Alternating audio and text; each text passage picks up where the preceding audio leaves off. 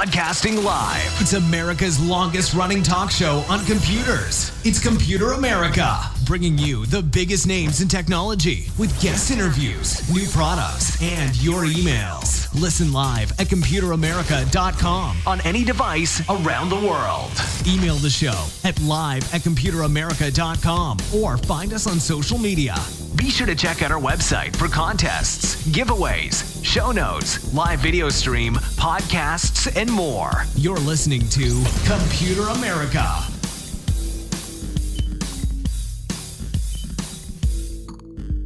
Hello and welcome into the Computer America Show. We are the nation's longest running nationally syndicated radio talk show on computers and technology. Thank you for joining us once again, and I hope all of you are having a great Friday as we get things started here with, by the way, everyone, today's guest is, of course, the last Friday of every month is dedicated to Popzara magazine and the one, the only Nathan Evans. So we're going to get to that in just a moment as we have a number of stories that we really want to talk to. You know, we've only touched on a couple of them, but it's always great to get Nathan's side of it.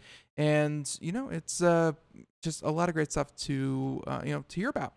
So, again, before we get started, computeramerica.com, that is the website I need to drive into all of you because that's where you'll find everything from the show notes, which will have links to any articles, any videos that we share, just anything that we talk about today on the show can be found at computeramerica.com.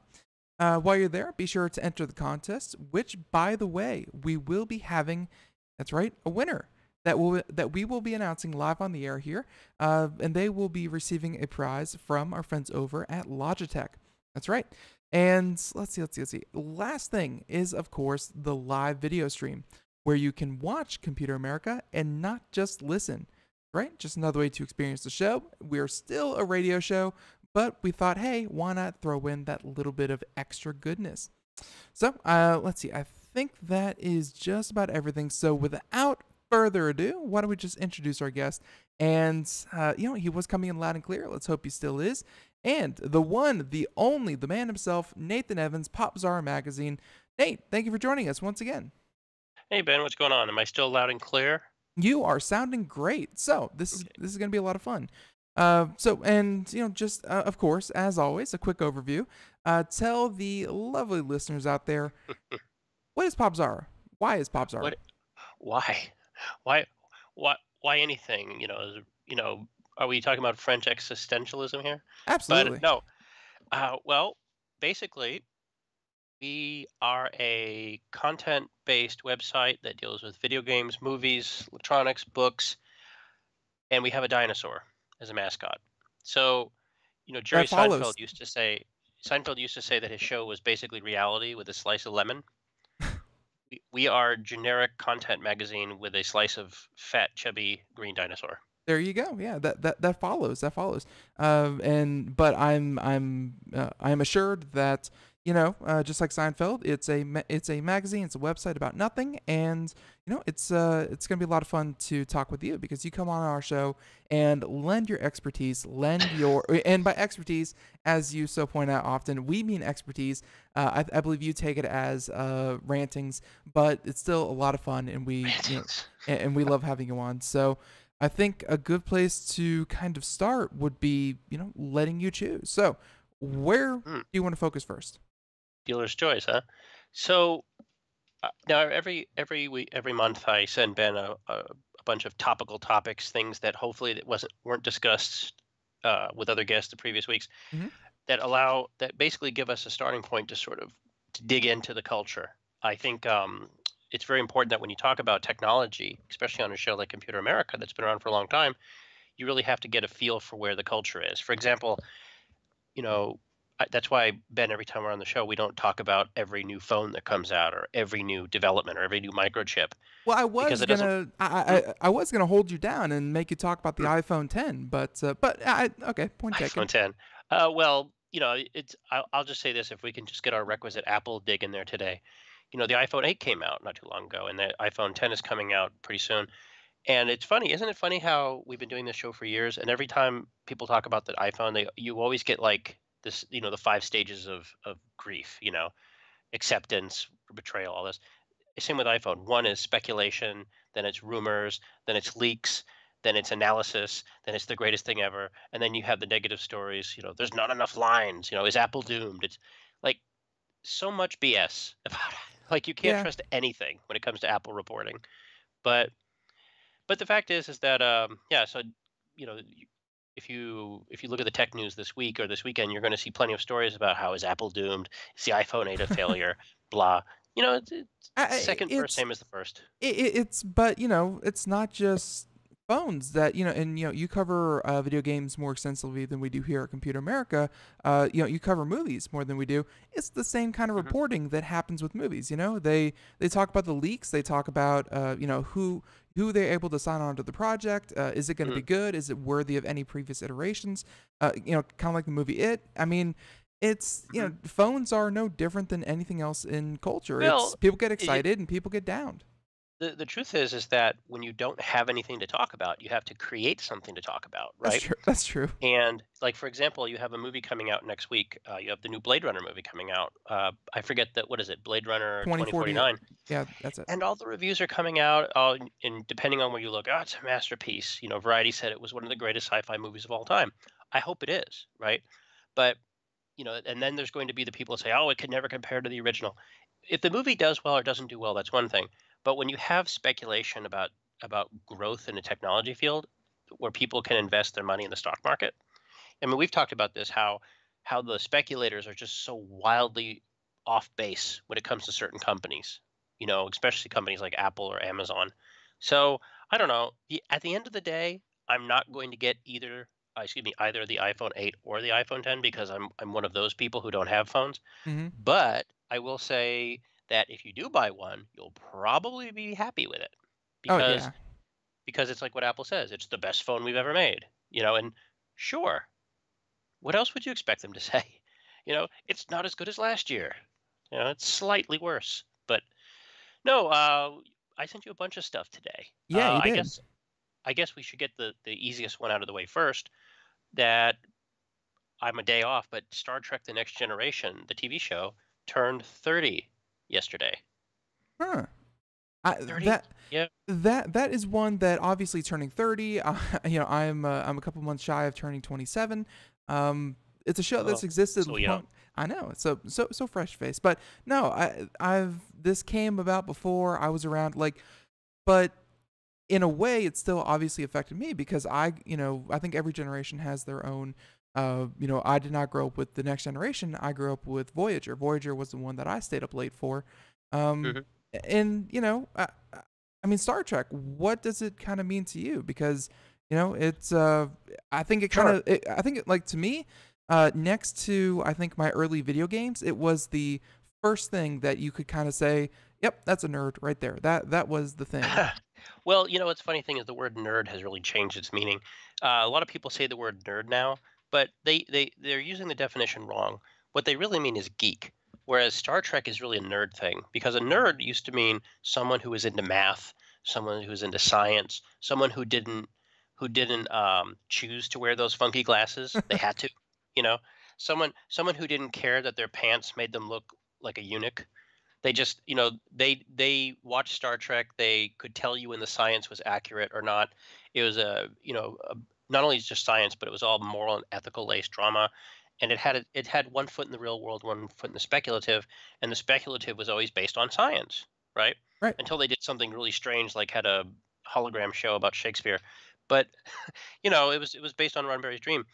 And the word nerd now, people what they mean is I read Batman comics and I play Nintendo. It's not the same. You mean geek. Geek is someone who is outside the norm, outside the spectrum of normality.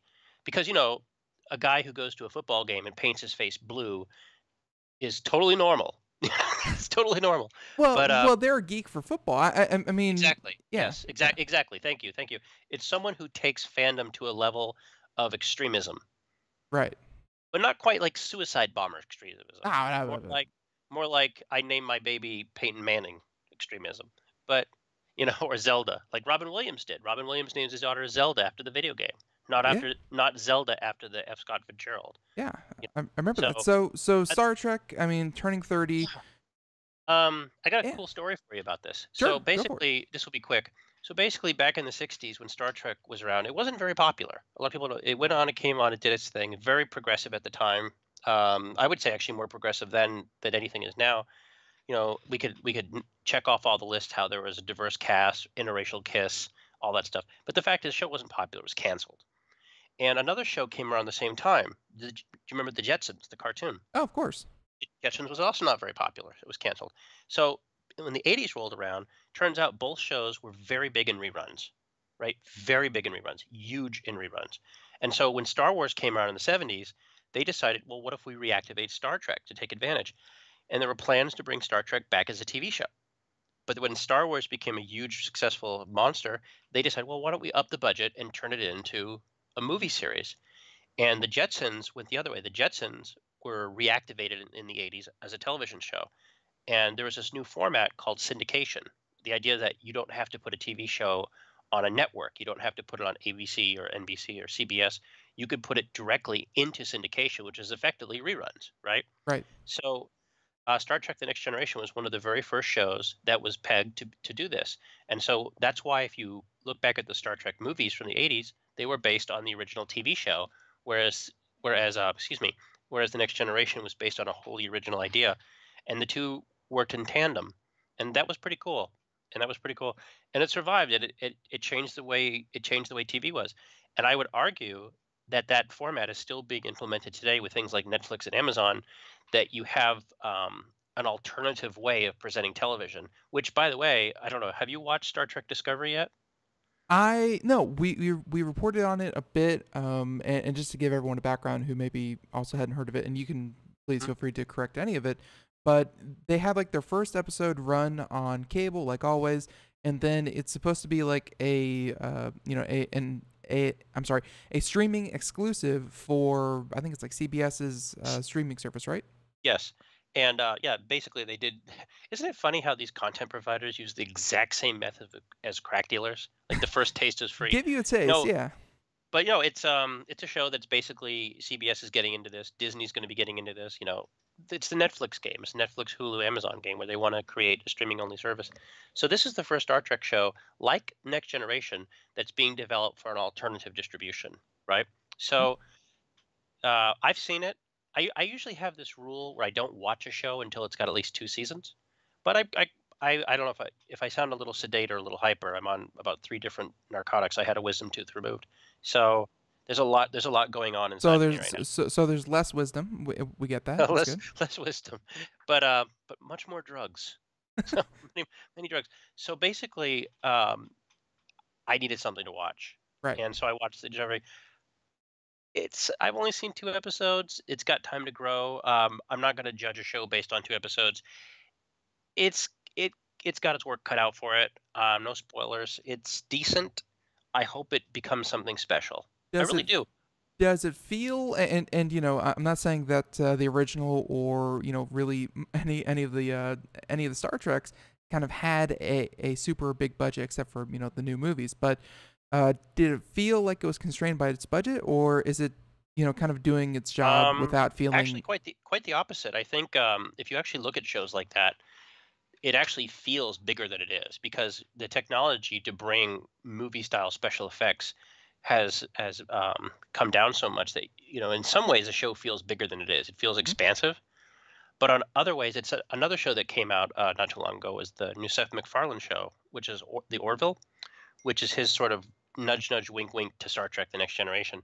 It's funny because if you watch the Orville actually looks more like Star Trek than Star Trek does now. Well, But I don't know. Yeah. and I'll be honest, I haven't seen the Orville either, but and I think that was also his, which is a hint towards Star Trek as well. But that was kind of like him saying Galaxy Quest was an idea that died too soon, and it was like a nudge to Galaxy Quest, which was obviously Star Trek based. But no, Well, you know what's funny though? I watched it and there's actually a pretty big history of sci-fi nonsense. You have things like in the '80s and '90s, and still now you had the BBC show Red Dwarf. You had, of course, Futurama from the Simpsons creator, mhm. and I don't know the name of the show. I forgive me, but Yahoo Movies was, or Yahoo had something called Yahoo Screen, where it was they were going to have their own online service. They brought things back like Community. They Right. actually had their own sci-fi comedy, and that bombed. So there's a. It just seems like there's never been a successful comedy sci-fi show like this. It seems such ripe for this, but nobody's been able to do it correctly. And so I don't know. I've watched the Orville as well. It's got the same issues. It's McFarlane being McFarlane. On one hand you have this decent sci-fi show that's funny, but then he throws in the penis jokes and the beer jokes, the Family Guy humor, Yeah, of course. and it doesn't quite mix the way I think McFarlane thinks it does. And so I don't know. We have options. You can Eh, watch It, you it can watch the real thing or the imitation. it's definitely good though to see a Star Trek: The Next Generation, Star Trek in general, just still having an influence, and hey, even getting their own new show. Yeah, So exactly. It's not going anywhere. So right I'd say give it a chance.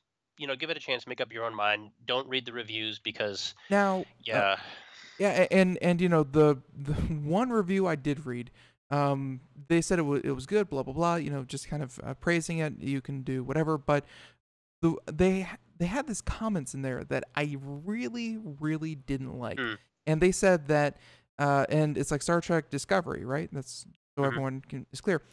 They said that it's a great show, but it's held back by its platform, and that really and yeah, that exactly. That doesn't and, make any sense. but at the same time, that really rubbed me the wrong way because obviously they're trying to appeal to an audience. They're trying to draw people to a service that they otherwise couldn't. And I'm like, as you can have an argument about whether or not there's too many streaming services at this point, but if you're gonna draw people to it, then you have to have exclusives at some point.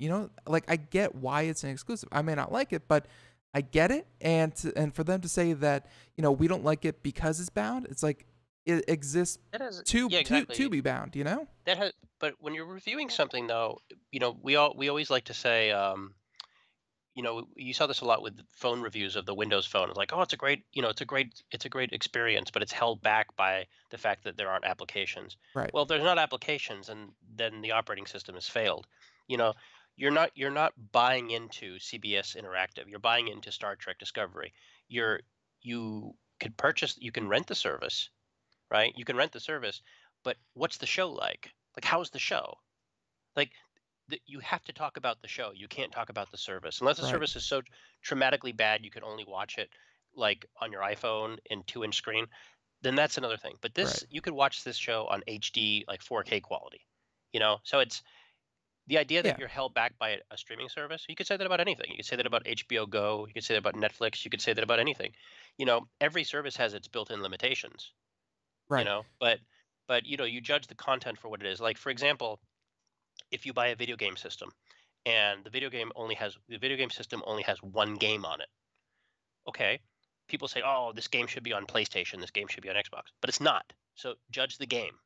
Judge the game, and we could talk about the system and its usefulness. But for now, I just want to know about the game. I want to know about the show. Is Star Trek Discovery any good? Yep.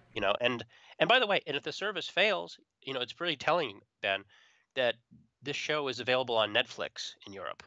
Oh yeah. That's very telling. So if CBS fails, it'll go over to another service. Yeah. That's the way it goes. If the show's good, it'll stay on. Yeah. No. And we say that with many many others that content licensing, it goes one way to the next, and heck, even with take something like you said, Futurama. Been canceled 2 or 3 times on Fox. It was picked up by Comedy Central and restarted somewhere else. The idea that you restart something, or even Netflix and Arrested Development. So Star Yeah, Trek not going anywhere, and yeah, not going anywhere. streaming. But I will say streaming also not going anywhere either, because we're starting to see that blurring. That's the idea that they're trying to lead people away from cable, or at least get people from Oh, cable also you know interested what? in streaming. That's the big lie. Like, the big lie is always that oh, I'm a cord cutter. Well, who do you get your internet from? You get your internet from the exact same company you get your cable from. You know, all the cable companies out there, Comcast, AT&T, Verizon, these are all multi-telecommunications companies that provide a service. That's why Comcast owns NBC. But That's you why can't APC. deny you can't Mhm. deny though that when you cut the cable cord, maybe not cutting the entire cord, you're still going from a $250 bill to $100 bill. You're Well, dropping not half your not cord. nece- not necessarily though, because what's going to happen is you're going to have Netflix bill, you're going to have the Hulu bill, you're going to have the HBO Go bill, you're going to have the CBS Interactive bill, you're If going you to go have the Disney fanatical bill. with it, absolutely. But the idea is sound, that you can buy things a la carte. Like, I want BBC America, but I really don't want the Food Network, or I want HBO Go, but I really don't want ESPN, because Right.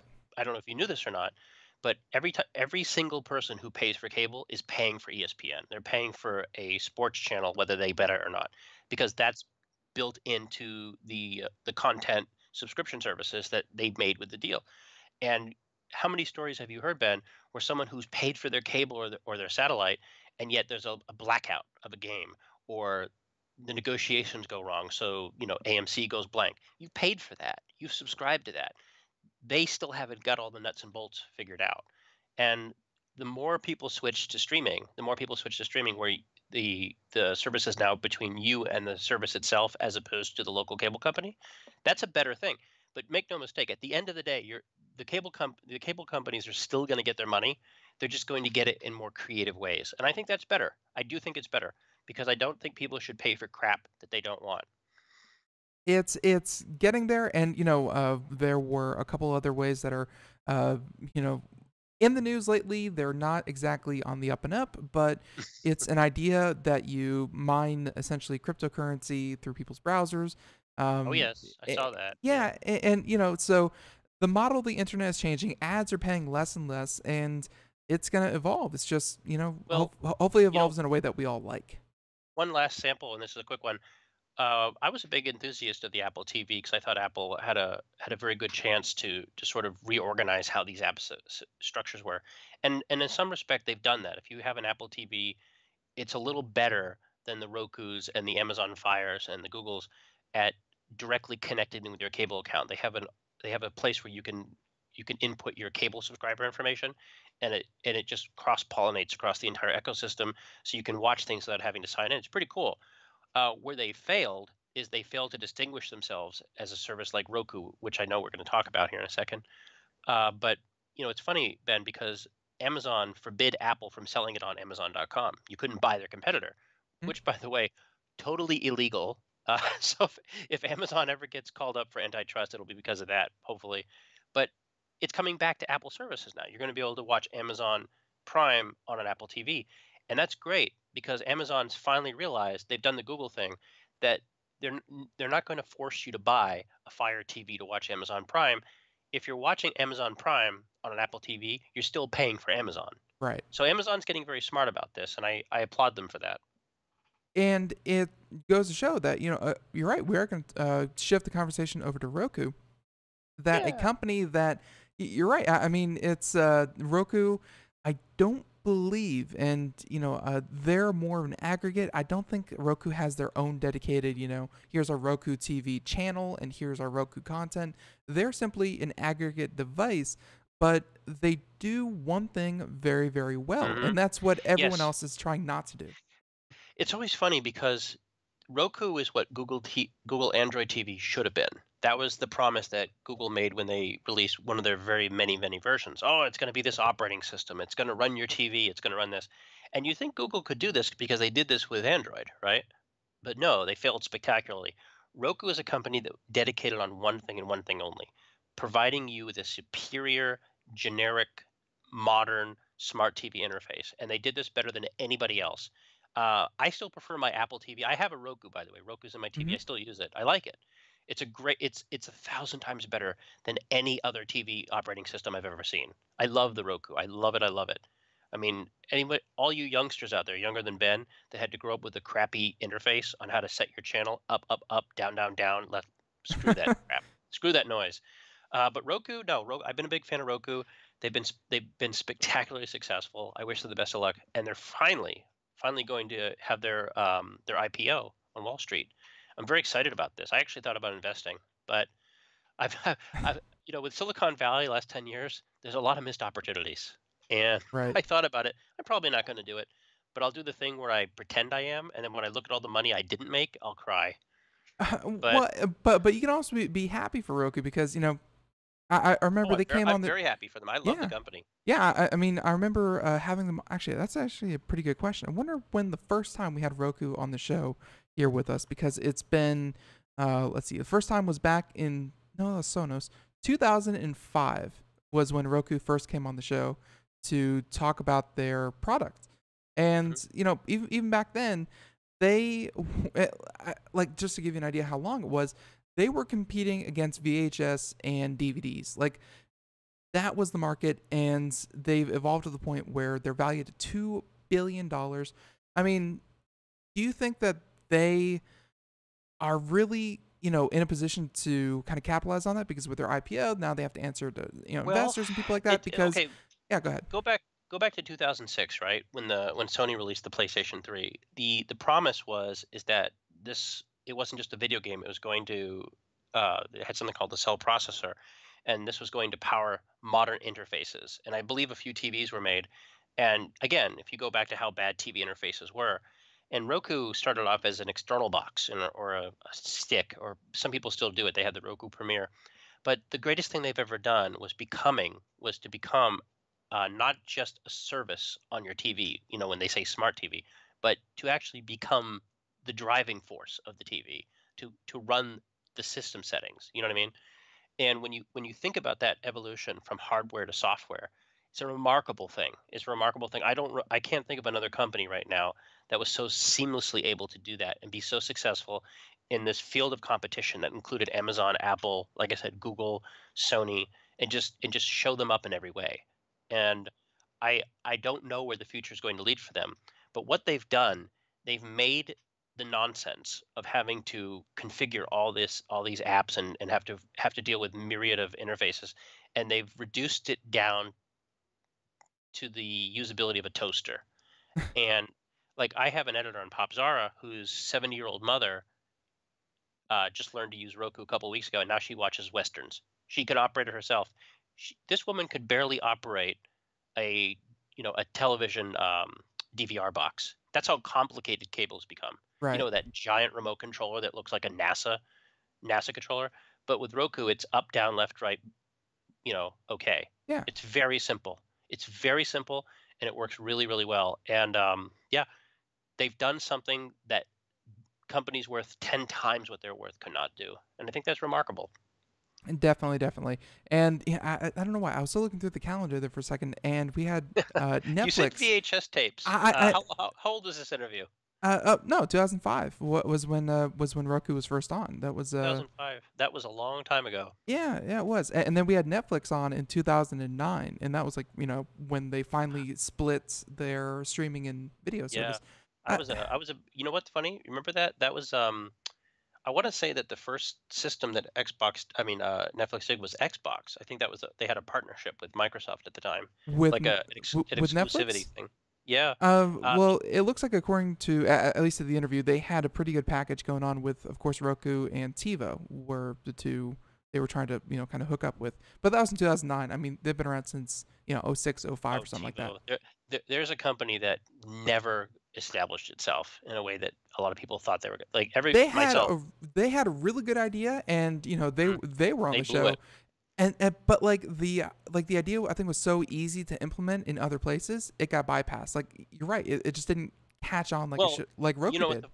Again, but at the time, TiVo was better than anything else around it. Oh yeah, But what I thought killed them was the subscription service. That you had to subscribe to their service, and I thought that was a barrier. So when cable boxes, even crappy cable boxes, started, let's just say it, Ben, when they started to rip off the interface oh from yeah, TiVo, yeah. um, yeah, that was the death knell of TiVo. And yeah, I was on board with TiVo. I thought they were fantastic, but they just couldn't make the deal. I think if they had tried to, and by the way, everyone, we're going to come up to a break here in like 30 seconds, so stay tuned. More Computer America. But I will say this about TiVo: I think if they had pushed a little bit harder and tried to integrate themselves into other services instead of trying to be the Exactly. one-stop Yeah. shop, they might still be the name to discuss. So everyone, Yep. Roku doing well, and when we come back, we have more stories, more topics, and more things to talk about, including Amazon Echo of all things, Ikea, and TaskRabbit, and of course, let's throw Google Play in there and about 4K videos. Let's talk about what's happening there. So everyone, Computer America, right after this. We are all Brother Wolf. 10 years ago, a group of locals banded together to create positive change. We took animals into our homes, held adoption events at local retailers, and talked to the community about our mission to help build a no-kill Asheville. A decade later, we have achieved so many victories for animals in need. There's been so much progress, yet there's still so much to do. As part of our year-long celebration, we encourage you to become a member of our special Compassionate Circle program. With a monthly donation of $10 or more, you will have behind-the-scenes access to the work we are doing at Brother Wolf. Our goal is to reach 1,000 members because we receive no government funding. Working together, we can help build and sustain no-kill communities.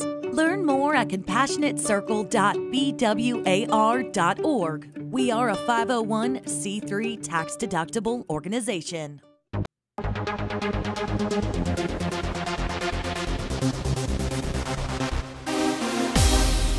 And welcome back to the Computer America Show. It is, let me get this right, 31 minutes past the hour as usual. And, Nate, I'm going to go ahead and let you decide which one as we go pick our winner, because we do have a winner coming up here in just a moment. But let's get started with our, kind of next topic, because we have a couple here where one topic, or two topics now, I should say, and half the show is gone. Let's speed this up a bit. Okay. Well, there's so much to talk about. Yeah. You mentioned Amazon. I think we talked about Amazon. So why don't we do Amazon? Sure. So for those who don't know, Amazon had a surprise announcement this week. They decided to expand the Amazon Echo family with a lot of interesting gizmos and gadgets. So sudden, by the way, that I'll be honest with you, Nate. I covered zero of this. I don't even know about it. So this is all new to us. Yes. Some of it I don't even understand. A lot of it, basically what they're doing is what you talked about expanding from its original imprint the way with TiVo. Mm-hmm. Well, Amazon Echo, of course, is the voice assistant on Amazon that allows you to basically do everything from order an Uber to just buy needless crap you don't need with the sound of your voice. By the way, did you hear that they're going to start selling one of those Billy bass fish things? Those talking fish? We have two of those in my home. I kid you Yes, not. I don't know but why. No, I believe it. But they're not Echo connected, are they? No. Think about this. Motion, but that's just it. Imagine them talking to you. Like, imagine being able to talk to your Billy bass fish and order things by talking to the fish on your wall. Like 100 years ago, I like it. you'd be considered insane. No, now, you still are considered insane, but it's available. I don't know if you ever watched the old that George Harrison video from the 80s when he had his comeback. It was called My Love Opened the Door, and he's sitting on this chair and he's talking to all these taxidermied animals. That's reality now. That's reality. But with Amazon Echo, so what they did is they did something cool. They did something a lot of companies should do. They took a product that was fairly successful and they made a new version that's better in every way, and they reduced the price. So the Amazon Echo starts at $99 now instead of 150 or 60, whatever it was. They don't feel sorry for Amazon. They have a replacement. I think it's called the Amazon Echo Pro or something, or Plus. Power Plus. That does other things that frankly don't seem like it's worth the money to me. But they have dots, and they've also started cross licensing the Echo with third-party companies like Anchor. So yeah, it's getting to the point where it's almost affordable just to try it, because they're so inexpensive now, and to see if it enhances your life.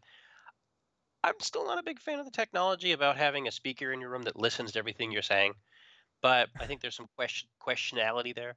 But the fact of the matter is, Amazon is doing something that Apple failed at, that Google has been copying and frankly looks desperate, that they're taking something that people seem to like and they're making it really, really affordable. And I just, on the Popzara site, I got this press release. I can't name the company offhand, but they have an Alexa-powered coffee maker. And I said to myself, Mm. if you need to tell your coffee pot to make coffee, like we've all done that. If you've ever addicted, you're like make a batch of coffee, but now it'll do it. You just I have to talk to it. Yeah, and it's probably Mr. Coffee, or or Keurig or one of those. But I mean, it's Ugh. like Internet of Things is no surprise to me. It's just I think it's Amazon Echo that is taking advantage of a trend that's already happening. Even if smart speakers, the idea that you have these digital assistants, even if they didn't exist, Internet of Things, the ability to monitor, control things through applications was going to happen anyways. So Yes, I yes. think that's what we're It's seeing more than anything else. It's just the proliferation of the Internet of Things. Yeah, they've cheapened it too, and I like this because you know, Apple was the first one to have a true assistant with Siri, right? Right. And they've been so reticent to expand Siri off of anything that's not a marquee product, like a Sonos speaker. But Amazon is basically saying, "Hey, we'll make a coffee cup, Bluetooth enabled. Well, you're not going to have to break the bank to join our family. We want your money so badly that we will make garbage products like talking fish that will take your voice commands because we want you to spend money." Because that's the end result of Echo. It's spending money in the Amazon ecosystem. That's what it is. Hmm. And the more they can keep you in there. So if you order a pizza or order coffee, you're using Amazon services because they think, well, while you're here, why don't you buy something you don't need, like 10 boxes of Tide dish detergent or something. Right. Like they have those dash buttons. Yeah. Yeah. How lazy do you have to be that you have to press a button to reorder something? I'm sorry. Like that's just dangerous. that is the idea, though, is that they want to take the thinking out of buying, and it's Yes, dangerous. that's not good. It's dangerous for the consumer, but I mean, hey, if you're Amazon, that's perfect. That's what casinos But have been trying to do for years. but you know what though? If I'm just being the consumer advocate here, I'll tell you this. If I'm selling my stuff on Amazon though, and I'm looking at this, I'm saying to myself, if someone says buy Band-Aids and I happen to make a brand of Band-Aids, like how is that person ever going to find me on Amazon if the only interaction you have is from a voice command and a speaker shouts back, what type of have you been on Amazon? If I type in Band-Aids, 1,000 things pop up. If I type in towels, 1,000 towels pull up. Like I feel like it's how the same struggle that you had in box stores where, just like with online retail, the only way to get noticed is placement and product placement and, putting yourself on the front page, paying for that paid promotion. Whereas in box stores, it was, what item is eye level? What item is, Yes. Or most in the forefront? what brand of cigarettes looks the most attractive to the 10-year-old? Right. Hey, it's Joe Camel. It's all about product placement, product image, things like that. And it's still the But same thing, even in an in Europe, online age. well, in Europe, Google has gotten in trouble for offering its You services you could over. just end that sentence right there, and every week Yeah, you'd be right. I that's mean, true. But antitrust fines everywhere. but you see, but in America, Microsoft got in trouble with Internet Explorer. If Amazon doesn't just sell products, right? Amazon gets commission from products, and they also have their own brand of products now, Amazon Basics. By the way, if you need batteries, Amazon Basics is really good. So, but Hmm. but what happens though is that when Amazon picks and chooses, that that if I were a district attorney or something, I would take issue with the fact how that I'm not sure how Amazon parses the competition. Like, are they getting paid to promote this? Is it their product? There's some questions that I don't know yet. And if I'm a third party vendor, I don't know how this whole revolution is going to affect me because I'll be phased out because I'm not paying the fee to get promoted. I don't know. This I There's a lot this of questions is there. yeah. I mean, this is a real question that I think these companies are trying to head off because as soon as a more strict kind of what I keep wanting to say regime, but America does not have regimes. They have uh, and yeah, we're not gonna get into that. But anyways, as soon as administration, not regime, administration comes into play, Mm. I, I think antitrust between, like, I think Amazon is expecting it. I think Google is expecting it. That's why we had a couple days ago, we didn't get to cover it, but they announced it supposedly. Google will be separating its search results, its ads, and that pop up in search results from the other part of the company that curates shopping, kind of results on Google Shopping. And, because they don't want that image that Google controls what pops up where and the price and what and all that kind of thing.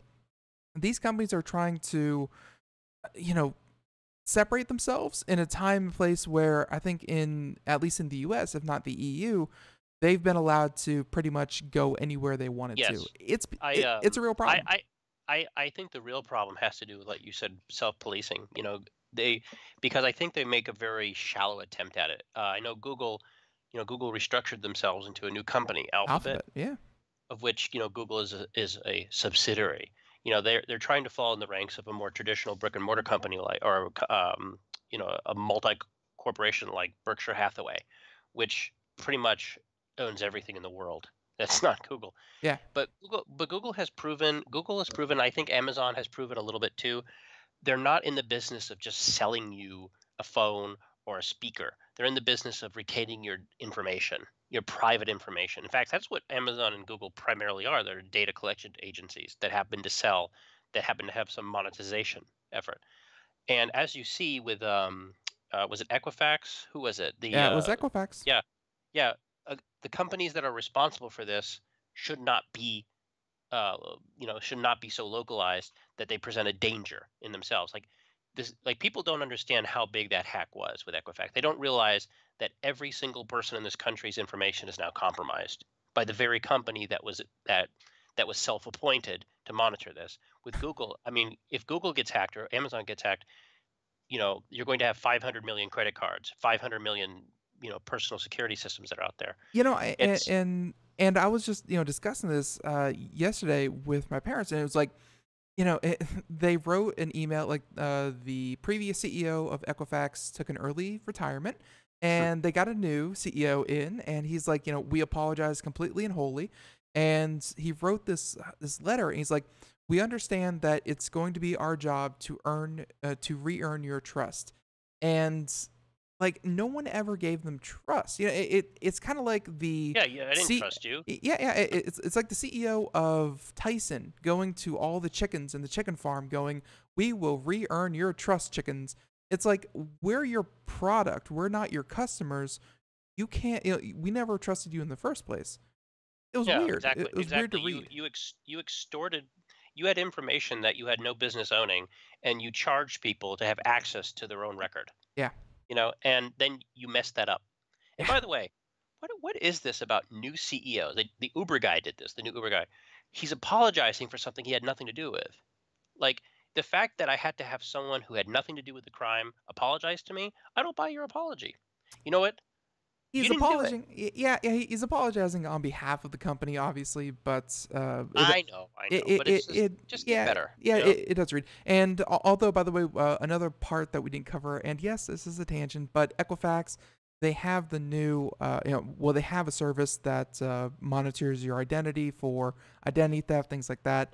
If you signed up for that, by the way, in the small print, it was reported yesterday that in the small print of the service that you sign up for, you give them permission to package and sell your personal information to third parties, be it advertisers, marketers, what have you. So, like, the thing that they already lost, they're going to sell again to marketers for other purposes. Like, it's a boondoggle. Here's my thing. I've talked about this before. When you sign up a service, you have Google, you have Microsoft, you have Apple, you have Facebook, you have Twitter, and everyone has you do that crazy password thing. You got to have 3 non-repeating numbers, 1 uppercase, 1 symbol, 1. See, what a bunch of malarkey. Because what happens is nobody cares about me. Nobody is going to commit like a Mission Impossible style break-in to get my password. I'm not that important. What they do is they go for companies like Equifax where they get millions of passwords. So they give you this solution where you have to get this extremely complicated password to make you feel better Like, that's right. That'll keep. Here's the thing. Computer hackers, they don't sit at their keyboard all day guessing. They have computer hacking programs. They have cracker programs that do millions of operations a second. If they want in your password, they'll find it. They'll find it. So what happens is you get companies like Equifax, you get companies like Visa or MasterCard, they get hacked, you're screwed. So yeah. So a lot of these companies, like Ben was saying, they'll make you feel good. Oh, we'll do credit monitoring, but we're going to send you, we're going to send you deals on Domino's Pizza. Right. You know, so your information gets traded out 100 times. So it's not safe. Yeah. No, The only, yeah, you're not right. safe.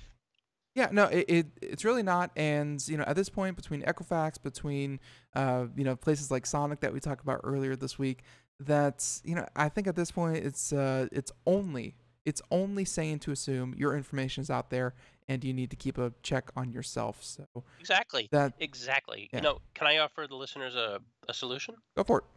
Here's what I do.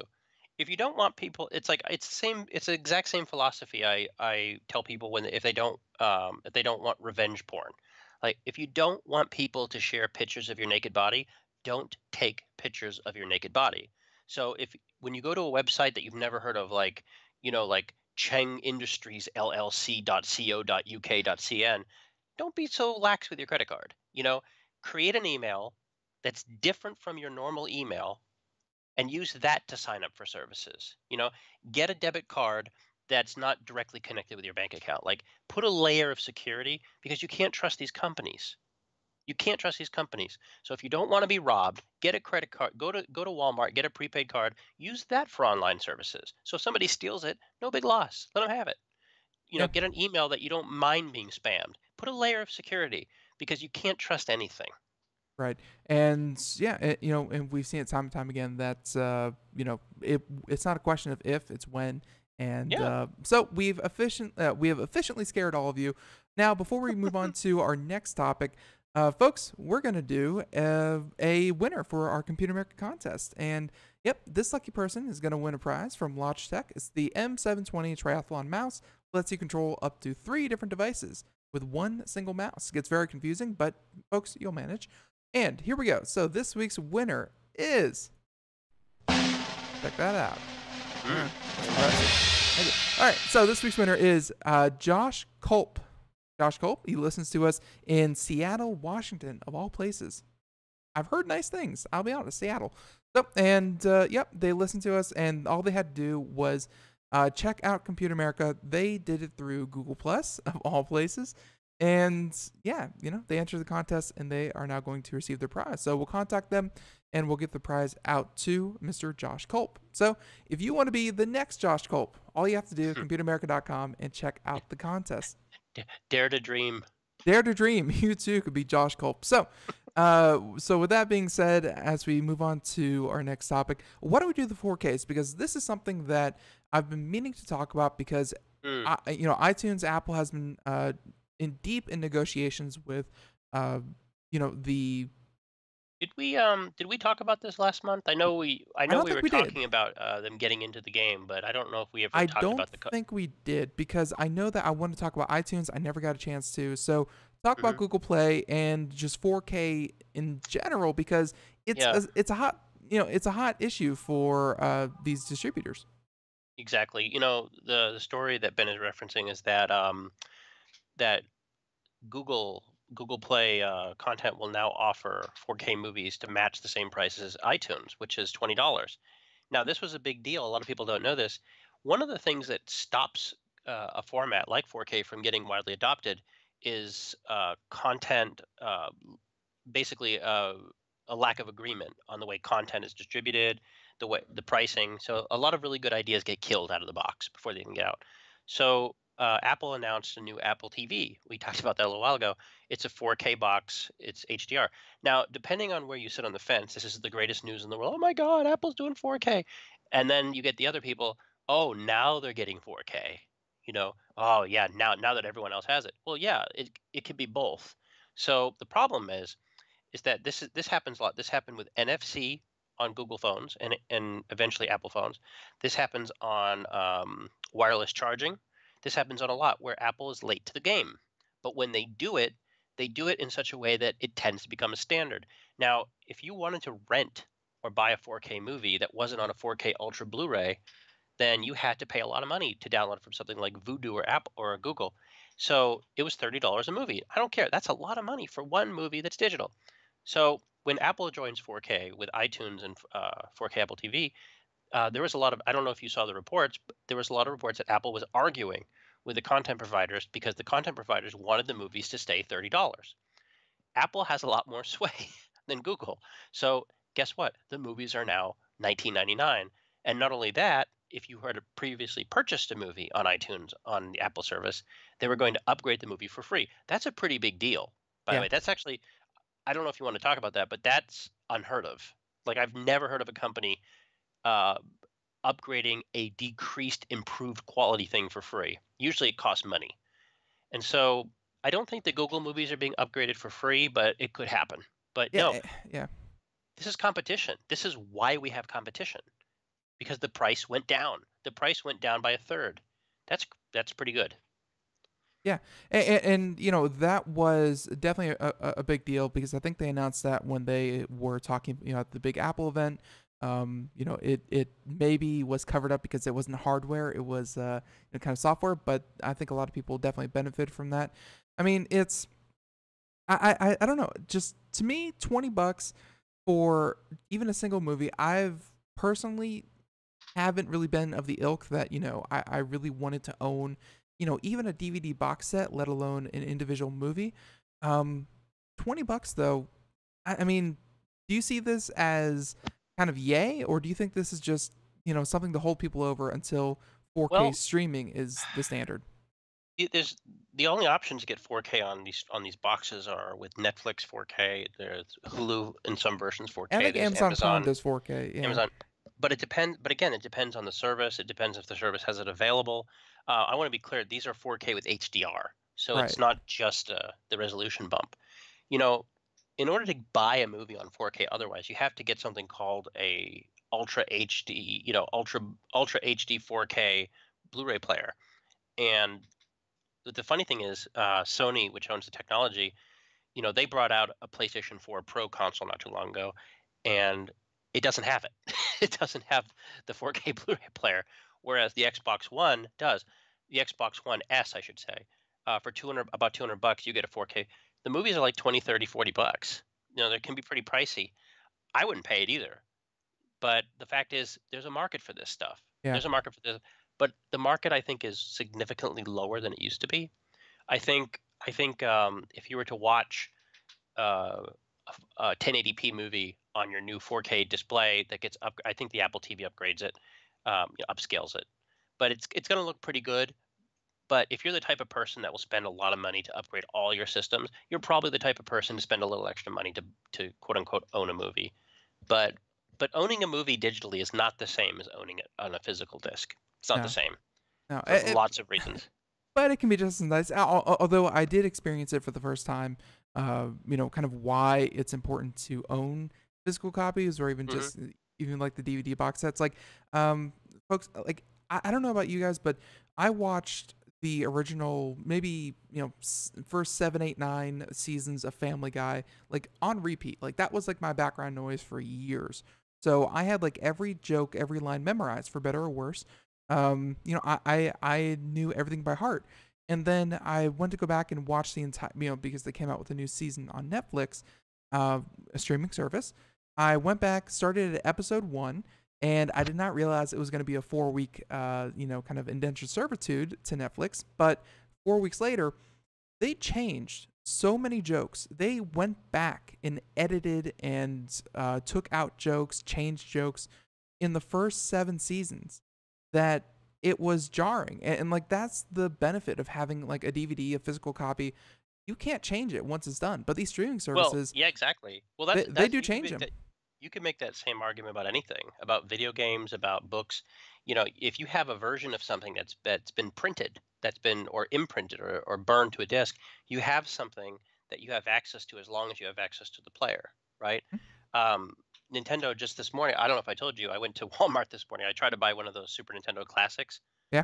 Fail. Although one of my editors got it, so success. It was a team effort. things Did out in did 2 you check seconds. eBay? Because I hear they're all there for about $200 more. $300. Yeah. $300 for an 80. But anyway, so that is for the person who can't hunt down an old Super Nintendo that works in cartridges. But here's the thing: if you do have all those old games you bought 30 years ago and you're able to find a working Super Nintendo, it'll play, right? You don't have to worry about them shutting it down or the online service going down. That still works. And if you know what I mean, there's a market for this sort of thing. But yeah, once in a while when they release a game or they release a movie or something, they edit it. Yeah. Do you remember? You remember? Has it been 15 years when Steven Spielberg brought out E.T. the 20th anniversary? All the guns were edited to walkie-talkies. Yeah. You know, things get. If you want to fix a special effect, if you want to make like the seams out of something, that's cool. But when you fundamentally change the product, like some people would say George Lucas, then that's different. That's a little different. So I'm sorry about your Family Guy, but maybe they can Yeah. go back and edit out some of the bad jokes and get some improve.